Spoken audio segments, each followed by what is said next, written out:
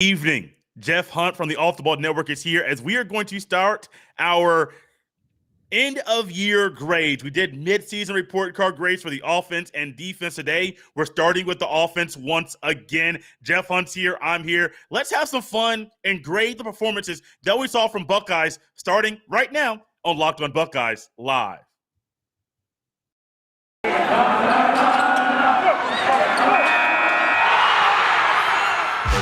You are Locked on Buckeyes, your daily podcast on the Ohio State Buckeyes. Part of the Locked on Podcast Network, your team every day.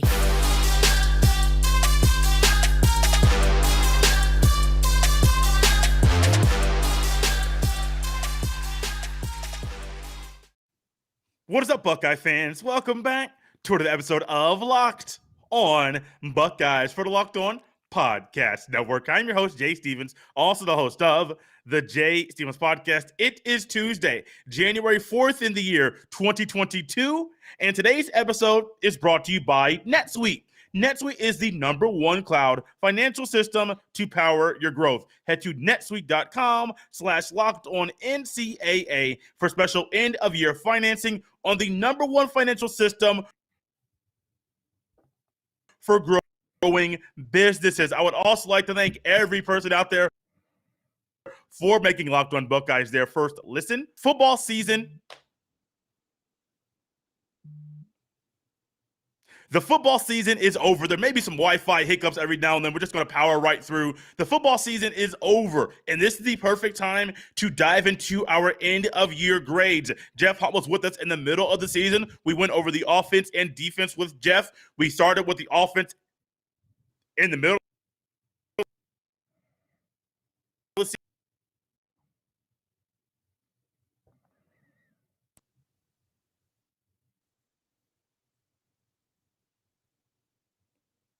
Welcome back to the podcast.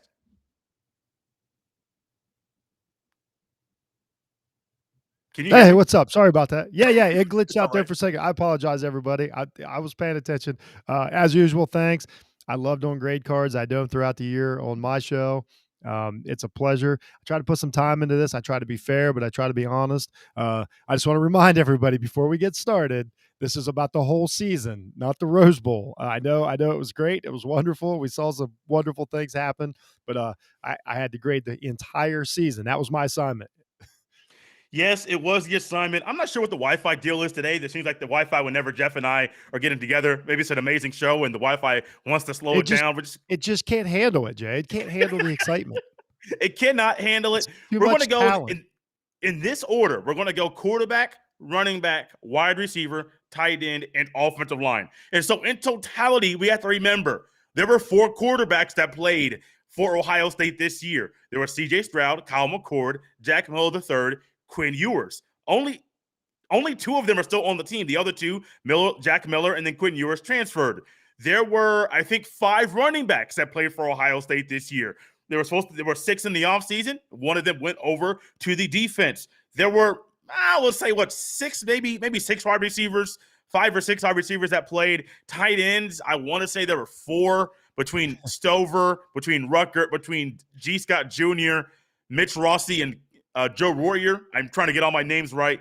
And primarily there were 6 offensive linemen. So when we're going through grades, I need to lay it out that way because these grades are not only for, as Jeff said, the entire season, but every person that played in that position group. Jeff, does that make sense? Am I going too crazy to try to include every player in this? No. That's what I did. I graded the position, so I looked at I tried to look at how the position did their job each game.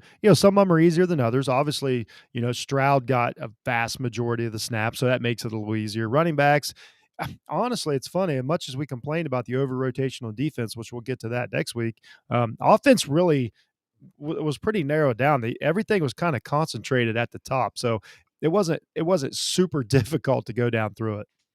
No, it was not. We'll start with the quarterbacks, then go straight through. Jeff, for the quarterback grade, remember, I mentioned all 4 quarterbacks. Quinn Ewers, the true freshman, got only 2 snaps. You had Jack Miller the third. You had Kyle McCord, who started a game. And then C.J. Stroud played throughout the entirety of the season. Instead of missing, he missed the Akron game. Yes, he did play amazing at times. But in totality for this group, taking in every single performance and every player that played, the quarterback group gets an A- from me.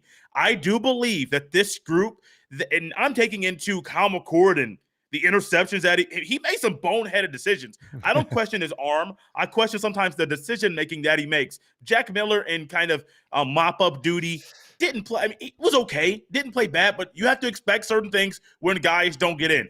I can cancel out Quinn Ewers. He had 2 handoffs, 2 plays. He played before this conversation. It really needed nothing meaningful. C.J. Stroud lifts up this group. I cannot forget how Stroud started off his collegiate career starting because that's one thing that also brings this down. If we got a Rose Bowl type performance every time he started, even if he missed the Akron game to get healthy, buddy, this may be an A because that's how good he played. But an A- for the quarterbacks, maybe I'm being too nice. I'm normally a harsh grader, but I think A- is realistic for this group. No, I don't think that's too bad. So I'm not too far away. I went just slightly lower. I was worried about how high this was going to get. I went B plus. Now, the way I did it was I looked at each game. I gave each quarter, because I do this through the season, so it was really easy. I gave each game a grade at that position. Then I averaged it out. It was just as simple as that. I came up with a B plus. Basically, my notes were just like you. They started rough. We can't forget that. I mean, let's remember it. After the Tulsa game, we're talking about somebody else needs a shot. We need is CJ the guy? Is it too big for him? You know, all the it's so hard to believe that we lived in that world, but it's the truth. So I took that in there. But I also gave credit for evolution through the season. You know, mostly CJ. McCord had to do one big game against Akron. It was huge, and we needed the win. CJ needed the rest. I don't know if we talk about how important that is. Yes. That backup quarterback gave him the chance to rest. I don't care if it was Akron or not. And I thought the most important thing is through the season, you talk about the evolution. CJ learned to start reading defenses. I thought he did a pretty good job in the Utah game. I mean, vastly better than, say, week 4. That's expected from a redshirt freshman. No problem. He also proved, you know, once we get into the later games, CJ, and I believe this, you know, I questioned it through the season, then I started to become a believer. Sneaky tough, especially mentally tough. I thought he played way better in the Michigan game than a lot of people do. I know a lot of us kind of respected what he did, but I really thought he played really well. And I was, you know, I thought that was the most we could ask for him in those conditions against that team.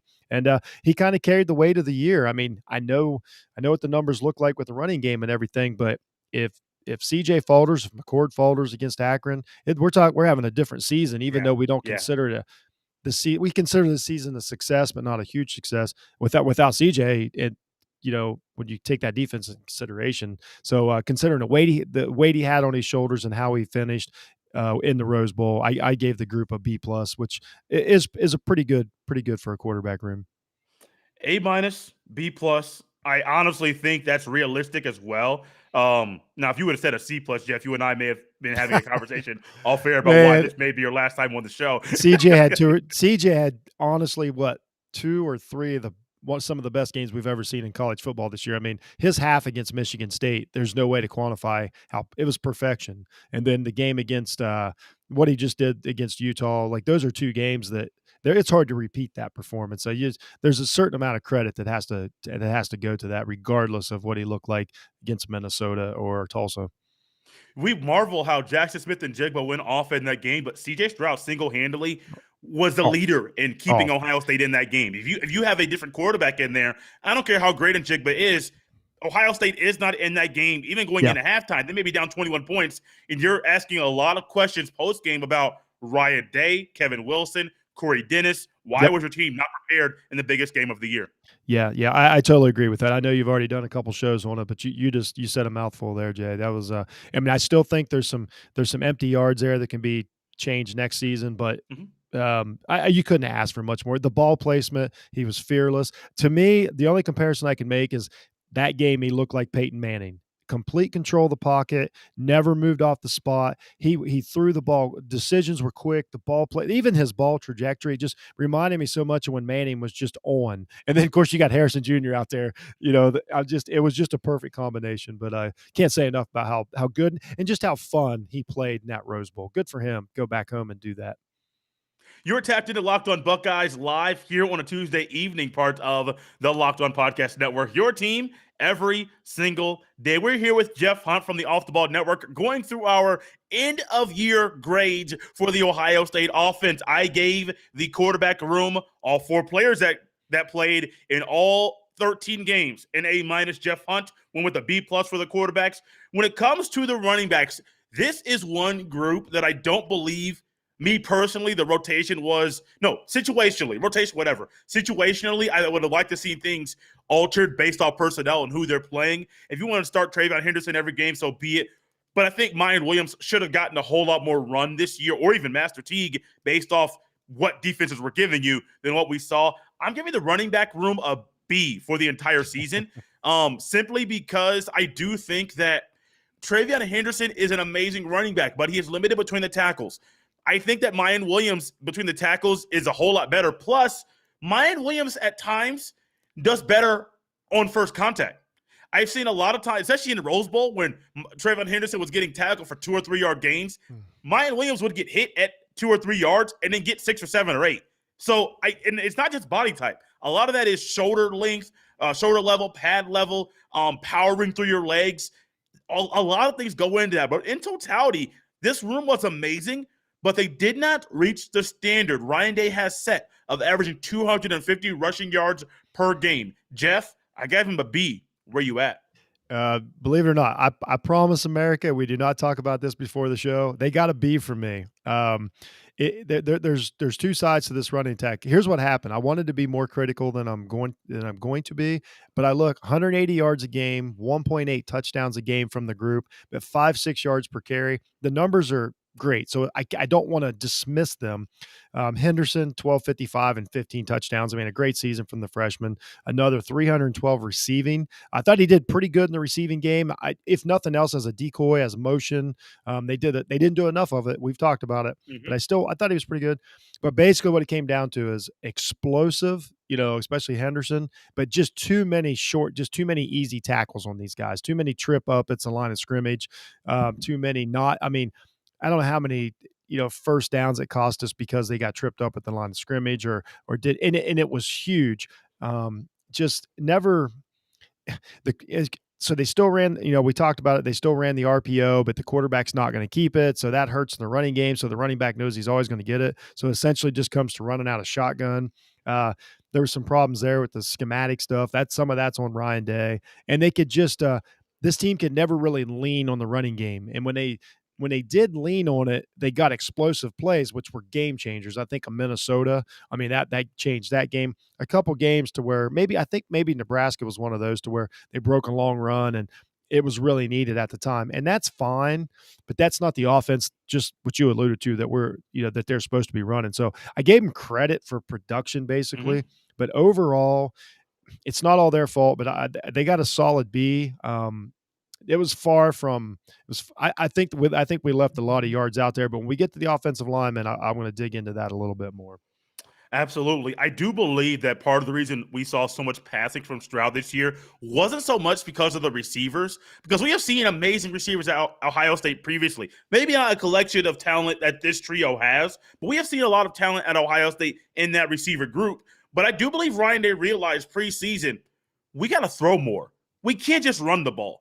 We can't. Plus, you have 2 tackles playing offensive guard, and maybe he's like, well, the offensive line. I'm getting ahead of myself on purpose, on accident, but also on purpose. Maybe all of that goes into why Ryan Day said, well, I'm setting this team up preseason to throw the ball. Because not only is this our best starting 5 that he thought it was, but also it's the best way to get the ball down the field quickly, because running the ball with these backs, it's not going to be ideal between the tackles. B for both of us. That shocks me. I saw your face when I said B. That one shocked me because Jeff and I normally aren't in sync like that. Yeah, it's it's hard for me to not deny the production. Yeah. They were there. They single-handedly won without in Minnesota. They won that game. I won it in Tulsa. They kind of won the game. Nebraska, they kind of won. I mean, what was Tulsa? I believe Henderson had 300 yards or something like that. Like it was a crazy number. Yet I think the Tulsa game was when he was up there towards the Maurice Claret record. So I got to give credit where credit's due. I mean, it's about getting wins. And if you got it, but it just, they definitely left something on the field for the standards that we're used to. Yes. Wide receivers, I told Jeff earlier before the show, I only gave one grade as high as it'll be, and normally I don't go down this road. I saw Mo Murphy in the chat. Those of you that are watching us live, hop in the chat. Well, we may have time at the end to use some of your comments as conversation topics down the road. But Jeff, I gave him an A+. And it's weird for me to do that because, I mean, what else can you say except for nobody hit 100 receiving yards, 100 catches on the year. Nobody hit 2,000 receiving yards. Nobody had 15 receiving touchdowns. But outside of that, I mean, that trio of guys sprinkled into a Julian. Like I could have knocked them for Fleming. I did not. Forgive me for that because I there's limitations with Julian Fleming on the field. But in Smith and Jigba, 1,606 receiving yards. Garrett Wilson, 1,058. Chris Olave, 936. They had 9 touchdowns, 12 touchdowns, 13 touchdowns respectively. And then you go on down. Emeka Egbuka, 191. Marvin Harrison Jr., 139. Fleming, 86. I mean, Chris Booker, 2 for 20. I didn't realize. I thought Chris Booker was simply a special teams guy, but no, he got some catches as well. I think in totality, A+ for this group. And I know I'm not trying. This isn't hyperbole or prisoner of the moment. This was the offense. Like, don't get it twisted. This was the offense. You take all 3 of those guys off the field, you only leave one. We saw how it was in the Rose Bowl, but there was also pressure on that team in the Rose Bowl. If it was only one of them all year long, the grade would be completely different. Yeah. This was the offense. A+ to the receivers. I mean, I don't. There's no suspense here. It's an A+. I'm just going to go ahead and keep piling on. Honestly, I really, really watched this group all year because of the hype coming into the season and how much I love the wide receiver position. Here's how. Like, first of all, what JSN did in that Rose Bowl was insane. That was stupid, bro. Like, one of the best games we've ever seen in college football history.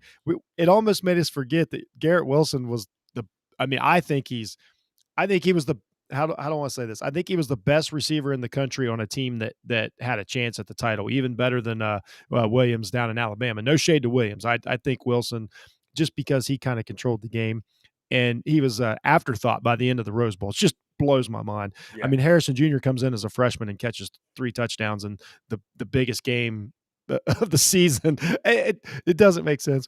You touched on it together, the big 3, 3,600 yards and 35 touchdowns. I mean, that's if a college football team can have a season like that, they would take that. And that's just the 3 main receivers. They're fundamentally great. This isn't just about guys being athletic freaks and catching the ball. They are fundamentally great because of the great coaching by Brian Hartline. Everything they do is right, whether it's they help each other get open. They run routes so well. The way that the decoys, I mean, here's how you know how great they are. And if you watch Harrison Jr., you can watch Wilson. We've talked about it. They can get open, like wide open on a fade route, but from the 5-yard line. It's absolutely amazing how good. The only person that's just like, when you look at the NFL, look at Devontae Adams, like that's a guy that does it as a professional. These guys are just truly amazing at what they do. They don't catch the ball. I mean, they catch the ball contested a lot, but they catch the ball open because you just can't cover them as a scheme. Credit to Ryan Day too for the scheme that he draws up and everything. But this is an absolute out of the park A+, no questions about it. Just one of the truly great units, that we've ever seen in the sport, and I mean that. We're here on Locked On Buckeyes live here on a Tuesday evening with Jeff Hunt from the Off the Ball Network. Jeff, you mentioned that, and I think one of the sneaky good things that gets overlooked with this position group is how well they are blocking downfield. Oh. We have seen Olave block downfield on big catches from Wilson or in Jigba. I remember seeing Julian Fleming. I think it was the Jackson Smith and Jigba catch on the left side. It was either his or Marvin Harrison Jr. on the left side. I remember Julian Fleming was a lead blocker on one of those like short catches and Jigba had, and then he ran up the sideline. Julian Fleming gave a big block. This is a Rose Bowl now, But this was something we saw all. You don't just do that stuff in the game that you have to have it done in practice. Because if you're trying to block somebody randomly, you don't do it in practice, your technique is poor, you could get called for targeting. I mean, these are all things that are realistic, things that happen. And these guys blocking downfield, they're very unselfish. And I love how Kirk Herbstreit, when he was in Columbus for the game day special, talking to the three receivers, Olave and Wilson, when they were asked who the best receiver is, they pointed at Njigba. But on the field, you can't tell that they I mean, you can't tell, like, there's nothing selfish. If Olave scores, the other two are there. If Wilson scores, the other two are there. If Njigba scores, the other two. I mean, there's no selfish bone or selfish desire among any of not just the three of them, among any of these receivers, which is why I'm excited about next year, because this year was great. Next year could be better, because from what we've seen from Marvin Harrison Jr., and I think he's played 4 or 5 or 6 games this year. One of the things I saw on Twitter, which you saw on the game as well, someone said you can't press Marvin, and you can't. I mean, 6'3", 205, and he's press man in the biggest game of his life. Please, it's over. Touchdown every time. And teams just don't have enough. I mean, honestly, and the way talent's spread out, teams just don't have enough. Like we saw it with Utah. They were a defensive back short. They had to put the running back out there, defensive back out of necessity. It happens. You and Mo brought it up. It is what it is. We Ohio State had to do something. But the thing is, though, you just run out of guys to cover them, and they scheme to get each other open. And then of course Stroud recognizes it and takes advantage of it, which it's a 2-part system. But it's just I don't know. It was just fun. I enjoy them off the field. I enjoyed their interviews. I enjoy them on the sidelines. It's been an absolute just play. It kind of reminds me of, back in the day when I was watching, there was a linebacking crew that was Carpenter and Hawk and Schlegel. And it kind of reminded me of just that same, just one of a kind group. I don't care what they do in the future in the NFL. Like, I hope they make it. If they don't, it was still an absolute pleasure for me to watch them for basically 3 years now, and Jigba too, but it's just been a pleasure. I mean, it really made the season. Honestly, they didn't only carry the team, they carried the fans too. They were, you can't say enough about them. Can't say enough good about them. 3 position groups down, 2 more to go. So far, I have given the quarterback room an A-, the running backs a B, wide receivers an A+. Jeff, B+ for the quarterbacks, a B for the running backs, and an A+ for the wide receivers. Normally, Jeff and I do not have the grades as similar as they are right now, but that's kind of where things have been so far for this team this season. The tight ends are tricky to me, Jeff, because they're not asked to be much in the passing game, so I can only grade them on what they're asked to do. In a running back, I can grade you on things you're asked to do because you're asked to run the ball, to block, and to be a little piece in the passing game. So when it comes to the tight ends, when I think about all of them that played, Joe Royer played a mop-up duty. Not really going to talk about him much. Mitch Rossi was a bright spot. I hope he comes back for another year. H-back, fullback, tight, whatever you want to play him in, he fits. I know he fits that role. He did a really good job in what he was asked to do. And I'm not one of these guys. It's not because of the way he's shaped and looks. And I know sometimes we get wrapped up. He really did a good job and was important. I shout out to Rossi, man. Also, you have, let me think here. You had Kate Stover, who is now a linebacker, who I think maybe should have been a linebacker all year long, but due to personnel, you kind of had to work with what you had. You had Jeremy Ruckert, who I've always wanted more from. That's been my big thing with him. I expected more passing going his way. Ryan Day went away from that. Ruckert, to me, is he is good. I think he has a spot on an NFL team. Not sure how long he'll be a pro, but I think he'll be an NFL player.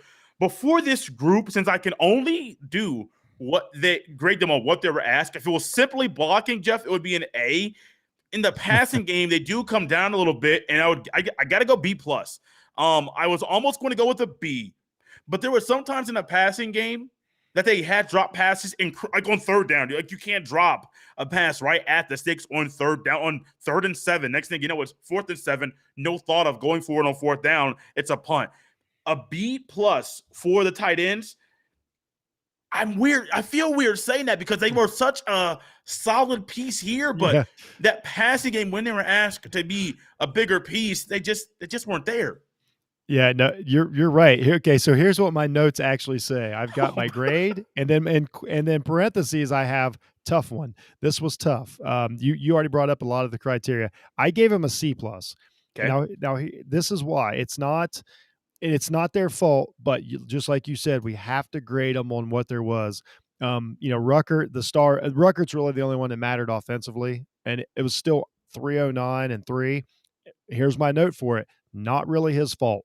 I think that on a different team, if you wanted to, like we talked about it all year, you could have focused on him, and he probably could have had a 500-yard, 10-touchdown season easy. I thought they did their job really well. They just weren't used really well in the offense. But when you have, especially with what Jackson Smith and Jigba did out there, the center of the field belonged to him. So then you don't need that tight end as much, to decoy and to drag coverage and stuff. When you have a true slot receiver in college football, is a little rare for an actual like great slot receiver. So that took away from the tight ends. I was up there. They had games to where like I thought they looked really good. I thought they blocked really well. I mean, overall, they did pretty well. I did knock them though because the game that really mattered, in Michigan, if we're going to talk about protection of Stroud and all that, I mean, they're part of the blocking game. So I have to like at least bring it up that, whether they were asked to or whatever, like they didn't help at all either. So that was a knock on them. I felt bad giving it, but I'm like, the production just wasn't there. I think Ruckert actually is a really good player, and I think he's got a good shot to be a true tight end. I also want to say that let's not get caught up in calling like last year's phenom Kyle Pitts a tight end. He was a wide receiver. Like his yards he looks like a receiver. His body is built like a wide receiver, just a little bit heavier. So when I say Ruckert only had 300 yards from the actual tight end spot, that's not bad on this team. So I want to clarify that because too many times we're like, oh, it's a great tight end. Well, like Jeremy Shockey or one of those guys, like if you're moving them out or Graham, and you've got them lined up at wide receiver, they're going to have more yards. That's not what Ruckert does. So overall, I thought they were really good players, but just not enough production. And like you said, there just wasn't enough big plays, not enough outlet plays, especially early in the year when they could have been important. Is that Day's fault? Is that their fault? I don't know. We got to grade them on what we saw. They wound up with a C+ for me. That doesn't mean I don't love the guys. And I think G. Scott could be a really, really good player next year if he wants to be. I'm still up in the air about that one because I don't know what you're going to get from him. I don't know if he wants to be or not. Dude, I don't. Okay, so I'm a receiver. I'm not a receiver, but let's say I'm a receiver's mind. I'm split out wide. I'm not getting inside with guys that are 300 plus pounds, where linebackers are flying in all the time, trying to take my head off. And I want to go be a tight end just to get on the field. Like I get like you had to change positions to get more playing time. I understand that. But you want to go from 215, 220 to 245, 250. Let's say 240 is like the high mark. Let's say it goes to 240.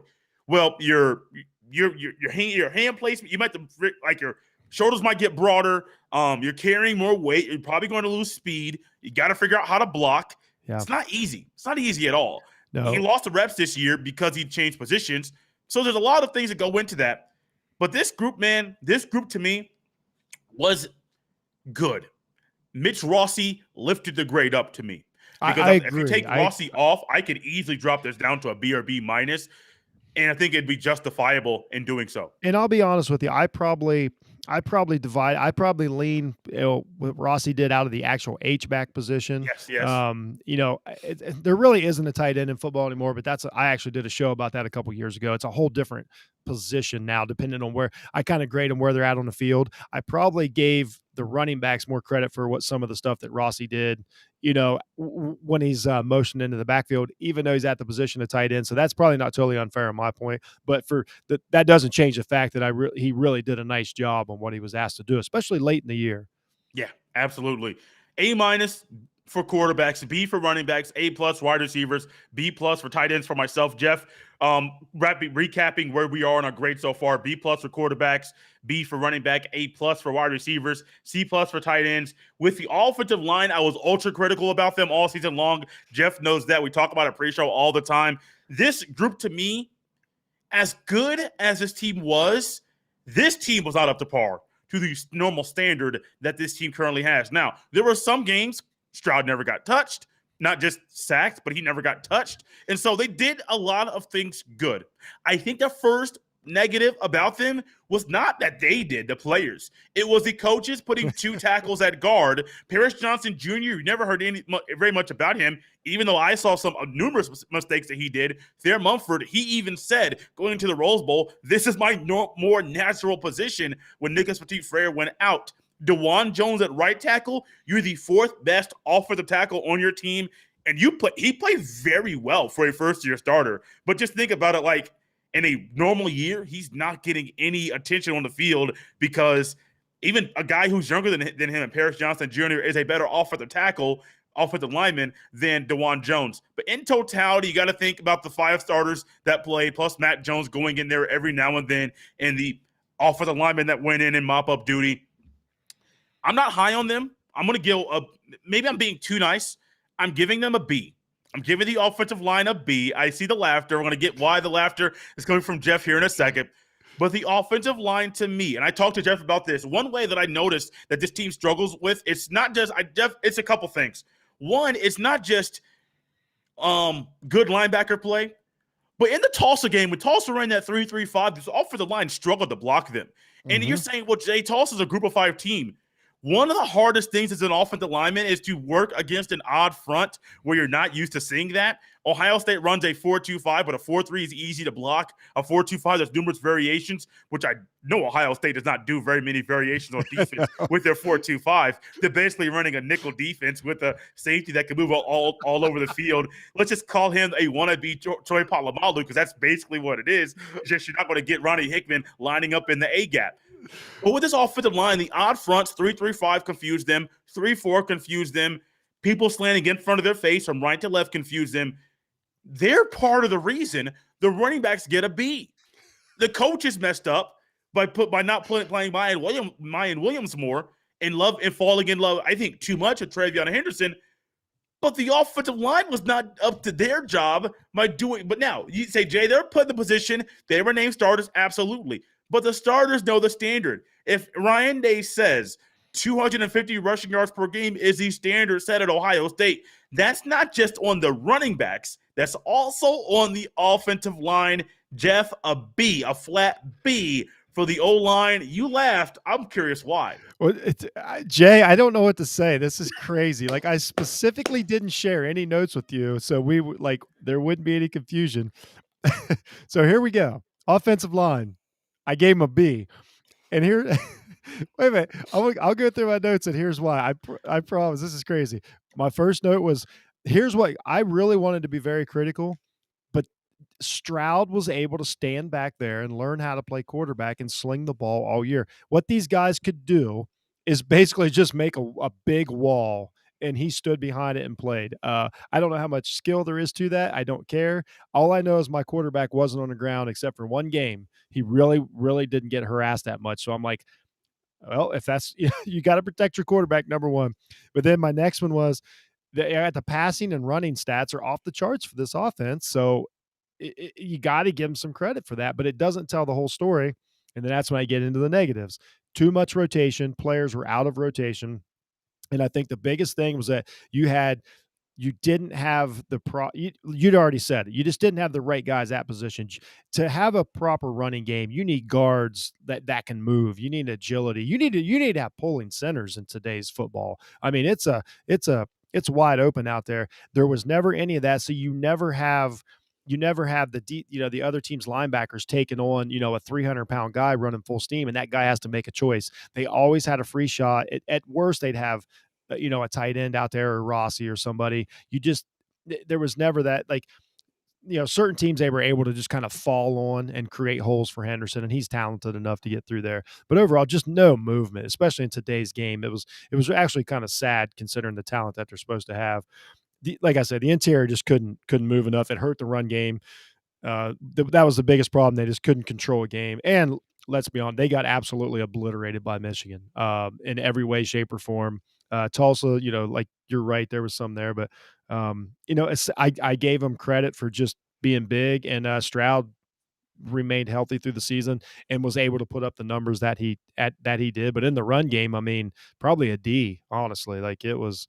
But they didn't have the right people with the right positions. Like, there's too many tackles. Nothing against tackles, but not everybody's attack. Of course, I wouldn't want 5 guards either. So I guess it's just one of those things. But I promise I didn't peek over your shoulder, Jay, but I gave him a B.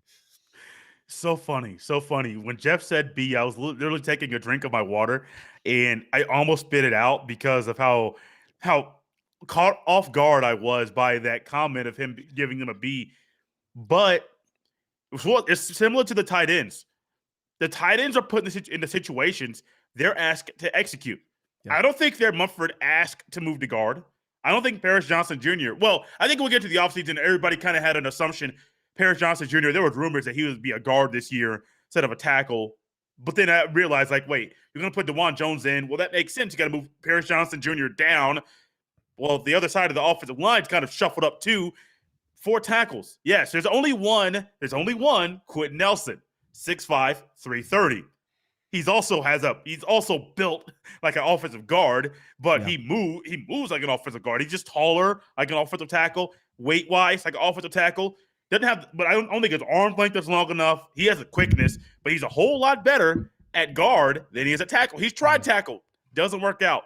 The offensive line is tricky. It's one of the hardest things to judge and to grade, and one of the hardest positions to truly understand, because like a defensive tackle or even a defensive end, there's a lot of things that happen with them with the first two steps, hand placement, shoulder level, pad level, that if you don't really follow the first 2 steps, you can't understand what happens 2.5, 3 seconds after the play. These guys, this group, they're talented. I just don't believe they're put in the right position to be successful. That's why we have a B across the board. Quick recap of where we are. A- for myself for quarterbacks, B for running backs, A+ for wide receivers, tight ends, B+, and then B for offensive line. Jeff went B+ for the quarterbacks, a B for the running backs, wide receivers an A+, tight ends a C+, and then a B for the offensive line. Jeff, what are your final of this year's Ohio State offense? It was really good. I actually did an overall just so I had some notes about it. The biggest upside was the route design is all passing. I mean, it's all passing game. They really didn't. Their running game was based on let's hope a guy gets past the first tackler, and then he's not going to get caught. That was the entire running game.